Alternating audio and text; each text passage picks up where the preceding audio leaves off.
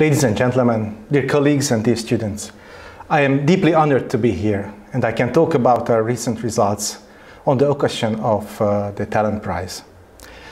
So our pool of therapeutics are continuously developing, and new drugs are coming into the picture, and old ones are getting obsolete. And this development is formed by trends. And first of all, I'd like to highlight the trend which captured our attention when we started this project. Let's have a look on the top-selling drugs by revenue. Okay, these are the most profitable drugs. And we find two classes of drugs among these chemical entities. The first one is the small molecule drugs, which is around 500 Dalton, few tens of heavy atoms in there. And the other one is the protein drugs. The other class is the protein drugs, which is a huge molecule compared to the small molecules. This is why we distinguish them. And among the small molecule drugs, we find 3 profitable drugs, and the rest is among the protein drugs. At the millennium, there was no protein drug on the right-hand side. So, in the past 2 decades, there has been a strong trend which promoted these protein drugs, and they became really efficient therapeutics. What is this hype about protein drugs, and especially about antibodies? Because these are really generating high revenues. So, antibody drugs can selectively and potently block protein-protein interactions. Protein-protein interactions require large surface drugs, and small molecules are often not able to do this.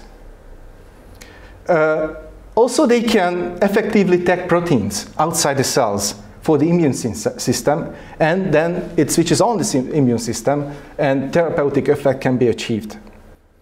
And all this recombinant technology that is necessary for producing these drugs are already adopted by Big Pharma. What is the problem with them? The problem is that they can access extracellular proteins. These huge, mostly hydrophilic, large molecules cannot cross the eukaryotic cell membrane. So they can access the extracellular features, and they cannot cross the membrane. And this is a big problem because 80% of the targets, the predicted targets, are inside the cell. So this is the challenge that captured our attention. And this is the challenge we wanted to meet.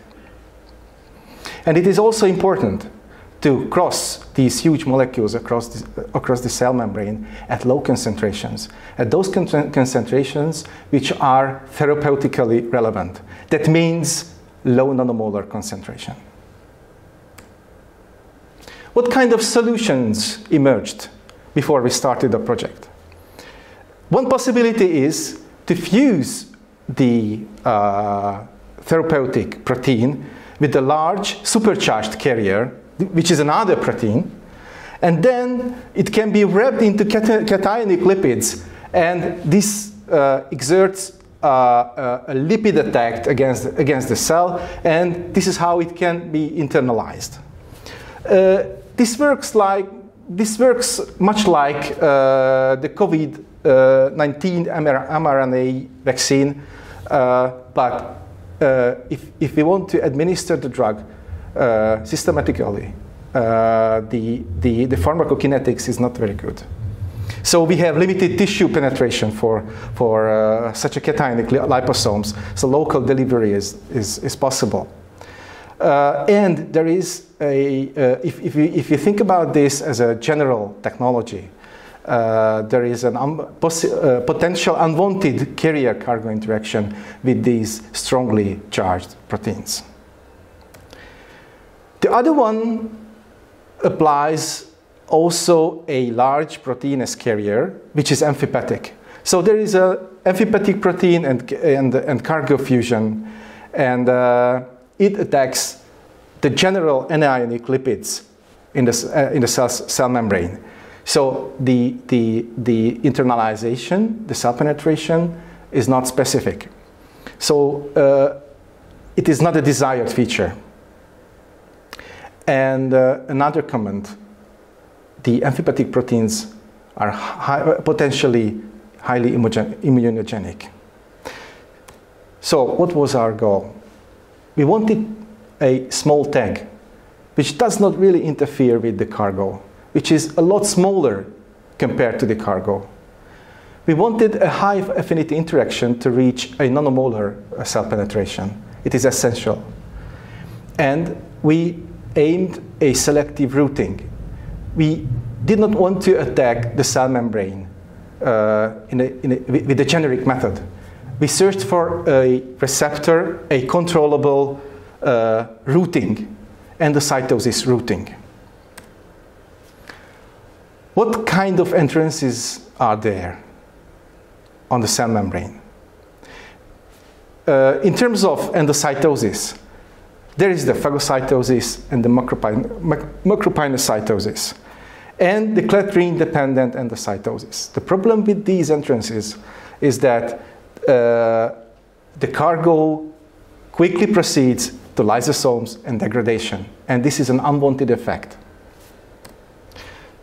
So we placed our focus on the caveolin-dependent and the clathrin and caveolin-independent endocytosis pathways, because the progression to the early endosome and degradation is very, very slow for these mechanisms.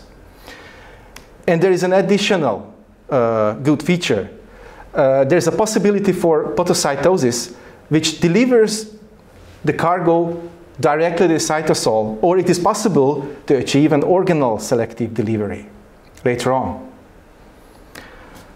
The good news is that these entrances are utilized by toxins like cholera toxin, viruses like echovirus 1, or other native proteins, and they enter the cells across these so-called lipid raft mediated endocytosis.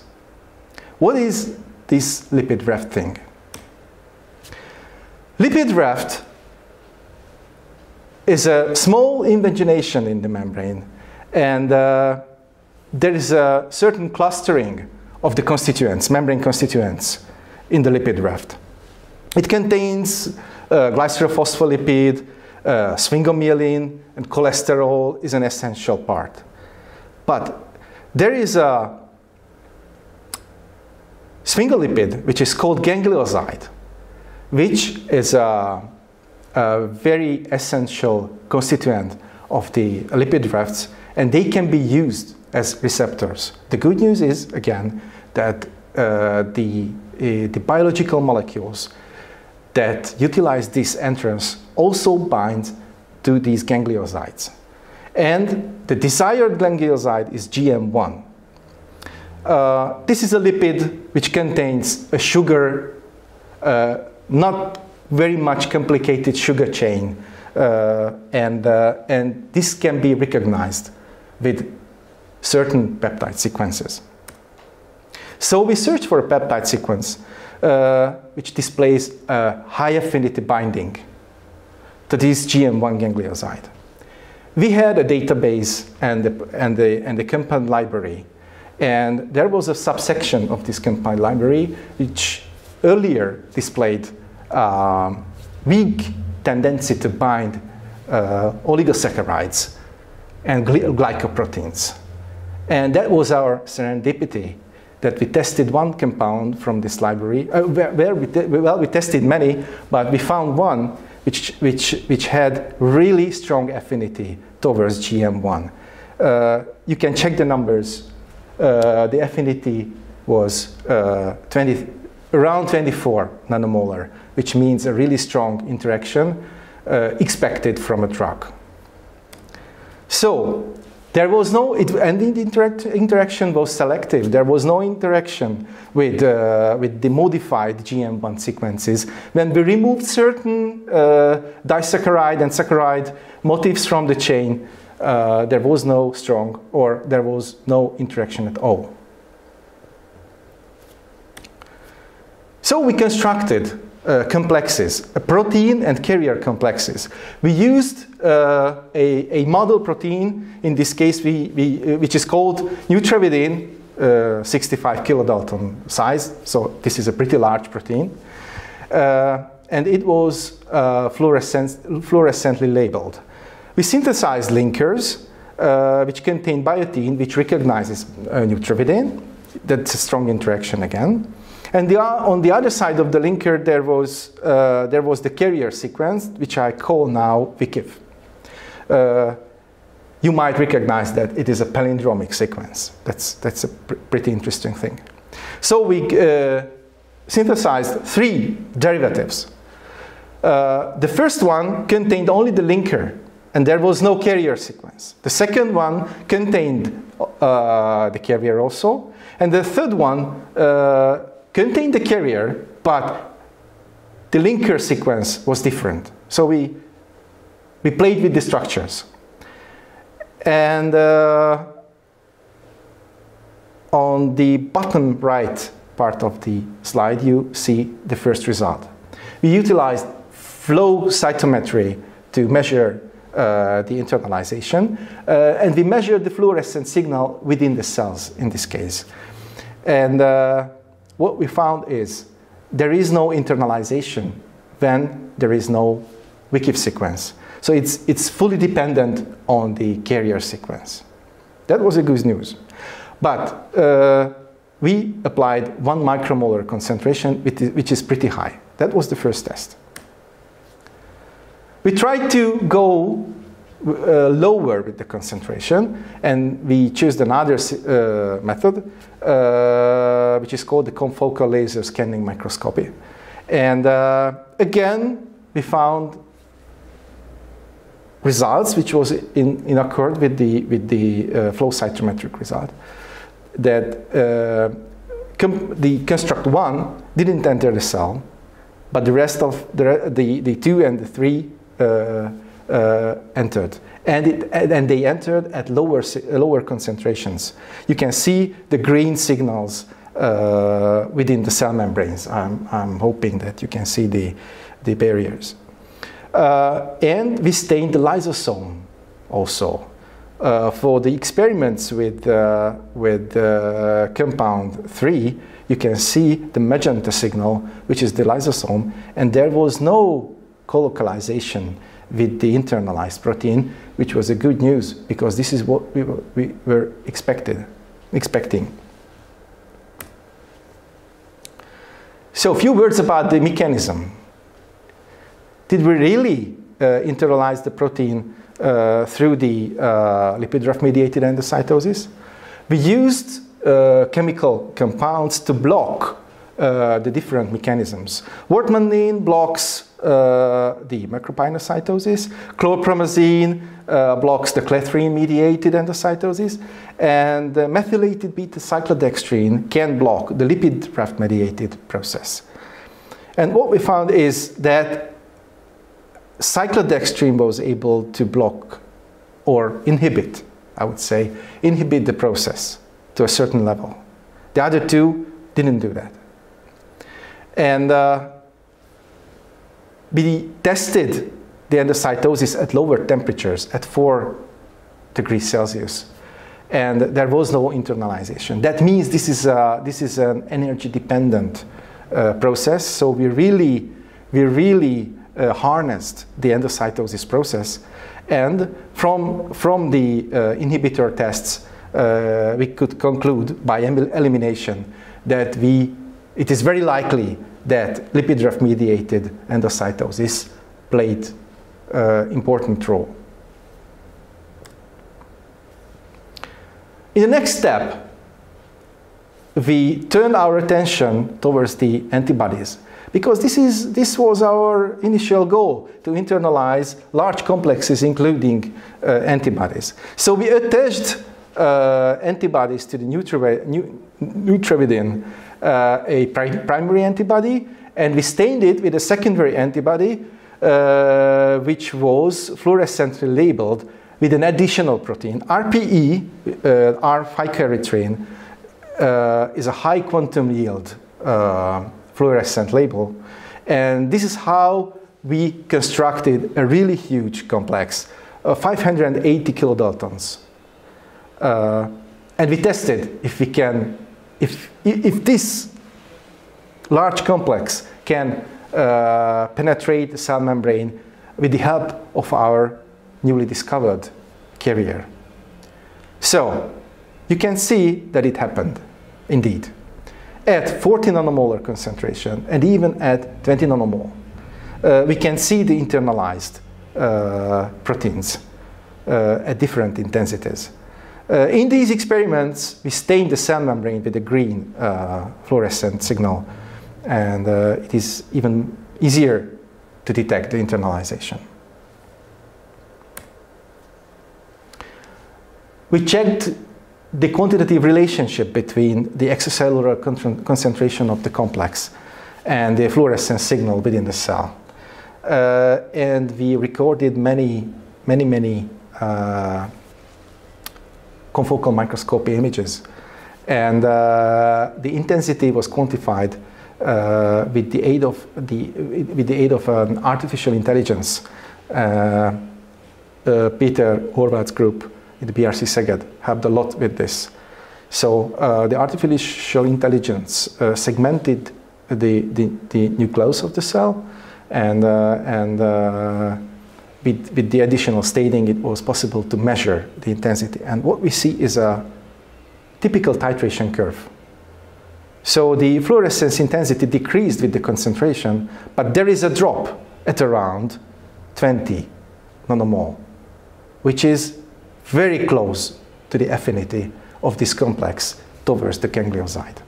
So that was a good news. The quantification of this interaction was in very good correlation with the expected interaction. I mentioned that there was no colocalization with the lysosomes, but we tested with the R-phycoerythrin staining functionally what is the situation with the lysosomal degradation. Phycoerythrin is a large protein, and it is fluorescent only if it is structurally intact. So what we observed is that after 24 hours, we still see the signals, which means that there is no degradation. And this was in good correlation with the non-colocalization with the lysosomes. On the right-hand side, you see the control measurement, which utilized Alexa staining, which is a small molecule.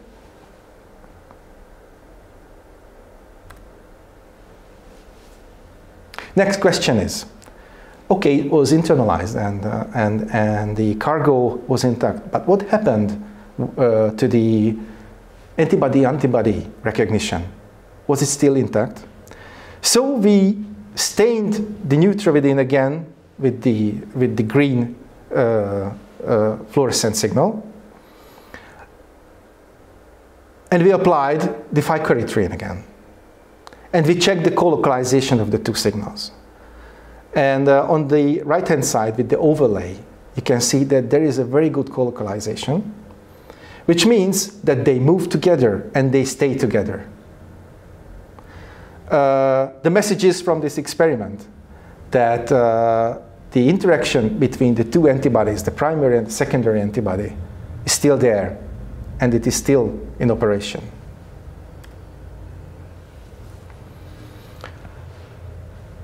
The primary antibody has the FV region, which is the recognition surface of the primary antibody, and we tested if it is still structurally intact. So we internalized this complex, and we used living cells as during all experiments. And then we fix the cells, which makes the cell leaky. And then we applied an additional staining with galectin-1 because the primary antibody is selective towards, it recognizes galectin-1 protein. And what we found is that we could stain the system with galectin-1 and we can conclude safely that the primary antibody is able to bind its target.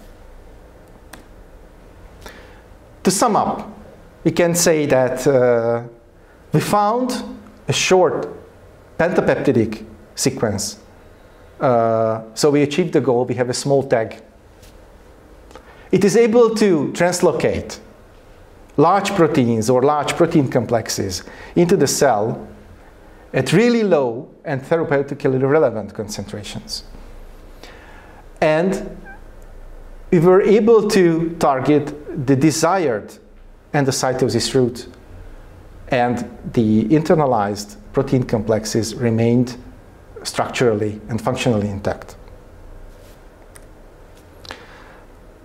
This study was published in Advanced Science, and we were happy to receive the opportunity to add a cover image to the paper. And this is the artistic view, what we found. The octopus-like capturing arms, which recognizes the cell features, and approximately to scale, you can see the antibody just about to enter the cell.